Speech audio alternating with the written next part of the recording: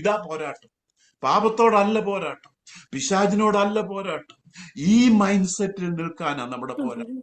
കർത്താവിന്റെ സ്വസ്ഥതയിൽ പ്രവേശിക്കുവാൻ നിങ്ങൾ പരിശ്രമിക്കണം. സ്വസ്ഥതയിൽ പ്രവേശിക്കുവാൻ പരിശ്രമിക്കണം.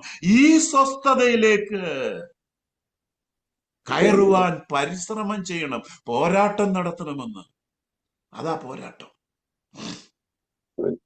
ചില പ്രയാസം അല്ലേ? നാളെ രാവിലെ നമുക്ക് എന്തെങ്കിലും ഒരു നെഗറ്റീവായിട്ട് വരുമ്പോ നാം ഈ സ്വസ്ഥത അങ്ങ് മറന്നുപോകും. നാം ഈ മൈൻഡ് സെറ്റ് പലപ്പോഴും അങ്ങ് മറന്നുപോകും.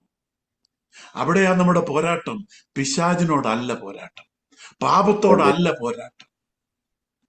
കർത്താവ് എന്നെ വിട്ടുപോകത്തില്ല എന്ന് മനസ്സിനോട് വീണ്ടും വീണ്ടും വീണ്ടും പ്രയാസ ഘട്ടങ്ങളില് ദൈവത്തിൽ നിന്നൊന്നും കേൾക്കുന്നില്ലെന്ന് തോന്നുന്ന അവസ്ഥയിലും ഇത് മനസ്സിനോട് പറയുവാൻ ഒരു പോരാട്ടമുണ്ട്.